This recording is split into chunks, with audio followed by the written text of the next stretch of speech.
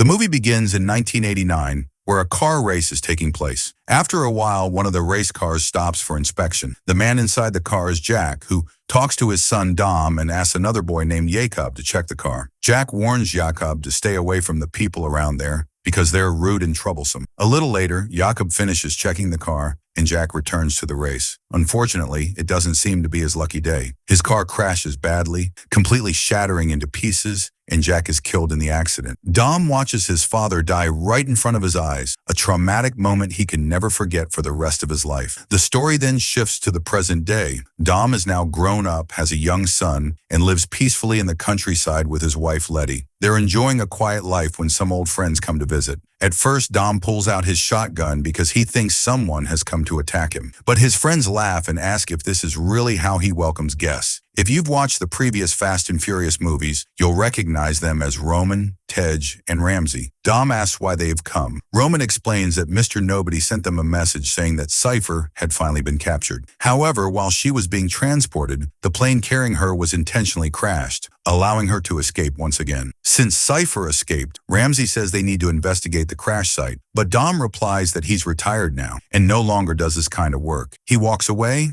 and his friends don't pressure him. They simply leave. That night, Letty talks to Dom. She reminds him that their team has always been there for them, and now it's their turn to help. She decides to go with the team and rides away on her motorcycle. The others are preparing to leave when Dom suddenly arrives. He says he could never abandon his family or his friends. Together, they head to the location where the plane crashed. Inside the wreckage, Roman detects a signal. They discover a strange machine hidden inside the aircraft. Ramsey opens it and finds half of a mysterious device. None of them knows what it is or how it works, but Dom believes it must be important and decides they should keep it. While they're discussing it, a military force suddenly arrives and opens fire on them. Everyone quickly escapes, eventually reaching an old minefield filled with landmines. Several enemy vehicles drive over the mines and explode. Roman's vehicle is also caught in the blast and ends up wedged between two massive rocks. There's a landmine directly underneath the car, so even the slightest movement kills him. Suddenly, the car falls, causing a huge explosion. Watching from a distance, Tej and Ramsey think Roman has died and become devastated. But a moment later, Roman casually appears alive. Ramsey tells him he nearly gave them a heart attack. Meanwhile, Letty is fleeing with the device while enemy soldiers chase her. She crashes into a rock, and Dom rushes in to save her. However, during the rescue, the device falls out of her pocket. At that exact moment, Jakob, played by John Cena, makes his entrance. If you're wondering who Jakob is, you'll find out very soon. Jakob grabs the device and escapes. Dom immediately chases him. A high-speed pursuit begins as both of them race through dangerous mountain roads. Dom tries several times to overtake and stop Jakob, but Jakob activates his nitrous boost and launches his car off a cliff. Then comes one of the movie's most spectacular action scenes. Just as Jacob's car is falling, a huge airplane equipped with a powerful magnet catches the vehicle in midair and carries it away.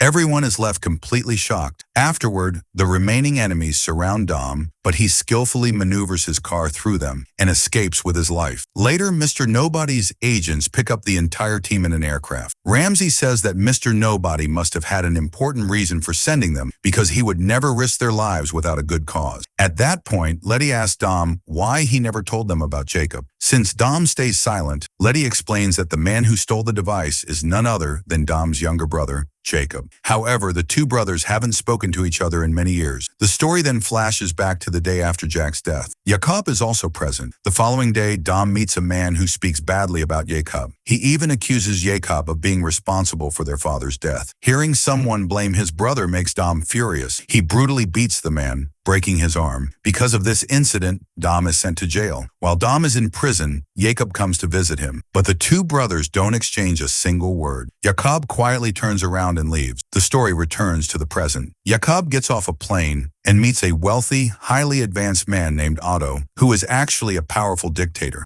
We also see Cypher, who has been locked inside an extremely high-tech prison built by Otto. Otto tells Jakob that Cypher refuses to work with them, which is why she's being kept in prison. Jakob then takes out the device from his pocket and shows it to Cypher. He tells her that this is only one half of the device and she must find the missing piece. He also gives her some hard drives recovered from Mr. Nobody's crashed plane, which might help locate the missing part. Eventually, Cypher reveals the location of the missing piece. It is hidden in Edinburgh, Scotland, and Jakob immediately leaves to retrieve it. Before he goes, Cypher says, Do you know who remembers Genghis Khan's younger brother? She hints that history only remembers the famous one. This is her way of telling Jakob that she knows everything about his family and how he has always lived in Dom's shadow. The story then shifts to the team's underground headquarters, located beneath an old garage. This base was provided to them by Mr. Nobody, and from here they begin planning their next mission. After a while, Ramsey explains the true purpose of the device. It's called the Aries project, and if connected to a satellite, it can take control of every satellite orbiting the Earth. That means it could hack phones, computers, tablets, televisions, virtually every connected system in the world, and bring global destruction. She also reveals that Mr. Nobody intentionally split the device into two separate pieces so that no single person could ever use it. Since Jakob already has one half, he's definitely going after the second half as well. Dom says they have to find it before he does. A little later, Tej reminds everyone that during Mr. Nobody's previous mission, their friend Han was believed to have died. The entire team becomes emotional. However, Letty and Mia decide to investigate because they refuse to believe Han could have died so easily. Mr. Nobody had previously sent Letty a postcard from Tokyo, believing it might help them find Han. So Letty and Mia head to Japan to search for him. Meanwhile, Dom remembers the time he spent in prison after attacking the man who blamed Jakob for their father's death. While working as a mechanic in the prison garage, he overhears two men discussing how a loose fuel pump screw can allow air into the system, causing a race car to explode. Hearing this suddenly reminds Dom that on the day of the accident, Jakob had been responsible for checking the fuel system. Dom begins wondering whether the crash was caused by Jakob's mistake or whether he did it intentionally. After being released from prison, Dom goes straight to the racetrack where Jakob is competing. He challenges his younger brother to one final race, telling him that if he loses, he should never show his face again. The race begins, and Dom cleverly outsmarts Jakob to win. After his defeat, Jakob quietly leaves town, and the brothers go their separate ways. Back in the present, Dom visits an old friend and asks where Jakob might be. The man tells him that Jakob is in Edinburgh, so Dom immediately heads there. At the same time, Letty and Mia arrive in Tokyo. They notice a house flying a Japanese flag and decide to investigate. As they approach, several armed men suddenly attack them. Before the attackers can do any harm, a mysterious sniper takes them all out from a distance. The sniper turns out to be Han. Although everyone believed he had died in the previous movies, he is actually alive. Letty and Mia are overjoyed to see him again. The story then moves to Edinburgh, where Tej and Ramsey stand outside the building that holds the second half of the device. But before they can get it, Jakob steals it first. The team quickly decides they must steal it back from Jakob. Dom catches up to Jakob by jumping onto his moving vehicle, and the two brothers engage in a brutal hand-to-hand fight. Jakob manages to escape, but Ramsey is still inside the team's armored truck. Dom climbs into the truck, and Ramsey speeds after Jakob's car. At the perfect moment, Ramsey activates the truck's powerful magnetic system. Jakob's vehicle is instantly pulled toward the truck by the giant magnet. Impressed, Dom compliments Ramsey on her incredible driving skills. Elsewhere, Otto is furious after hearing that Jakob has been captured. He immediately orders all of his soldiers to prepare every weapon and fighter jet for a full-scale attack. The team locks Jakob behind a heavily reinforced wall. Shortly afterward, Letty and Mia bring Han back to the hideout. Everyone is shocked and emotional to see him alive. Han reveals that he secretly sent Dom a postcard every month from Tokyo to let him know he was still alive. We are then introduced to a young girl named Ella. Her parents died in a car explosion, and Han has been protecting her ever since. It turns out that Elle's parents were the original creators of the device, and because of her unique DNA, she is the only person capable of activating. Jakob secretly overhears this entire conversation. Suddenly, the alarm starts blaring. Otto and his soldiers storm the hideout, rescue Jakob, and kidnap Ella, since they now know she's the key to activating the device. Before the enemies can fully escape, Ramsey activates the giant magnet they removed from the armored truck. Instantly, all of the enemy soldiers' weapons are ripped out of their hands and pulled toward the magnet. A massive battle breaks out between both sides. Right then, an explosion occurs, causing the tunnel walls to start collapsing. And seeing the walls collapse, everyone runs toward the top. However, there are many of Otto's men in that tunnel who catch Tom, start beating him up,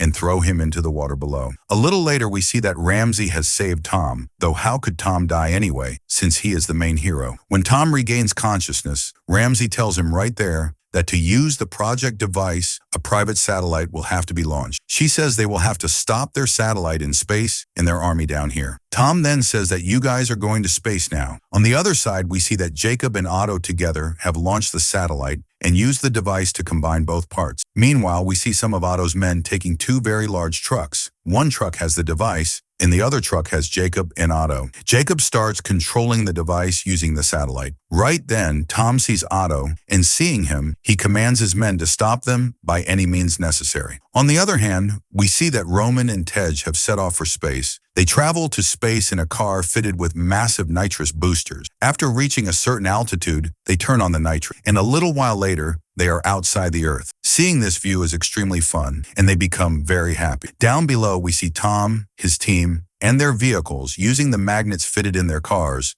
to violently flip over the enemy cars. Just then, Otto tells Jakob to go check the antenna on top of the truck because there is no network and they cannot send signal. Jakob goes up and starts fixing the antenna, but right then, one of Cypher's men appears. Seeing him, Jakob asks Otto what is going on, and Otto reveals that he has now joined hands with Cypher and no longer needs Jakob. Cypher's man then starts beating Jakob up and throws him off the truck. However, Tom immediately places his car in front of the truck, preventing Jakob from falling under the wheels and saving his life. A short while later, Jakob brings a car, and together he and Tom place their cars on either side of that truck, using the magnets to flip it over. Soon, the truck completely flips over. Tom climbs on top of it and cleverly throws a grenade inside, killing everyone in it. Ramsey then retrieves the device fitted inside. Next, we see the scene in space, where Tej and Roman run into a glitch, preventing them from disabling the satellite. But then Roman decides he will crash the car into the satellite to completely destroy it. He does exactly that, ramming his car into it, and the satellite is destroyed. As soon as the satellite is destroyed, signals stop reaching the ground, but that truck is still falling below. Right then, Cypher brings her plane and starts firing missiles at Tom. However, Tom cleverly causes the truck to collide with the plane, destroying it as well.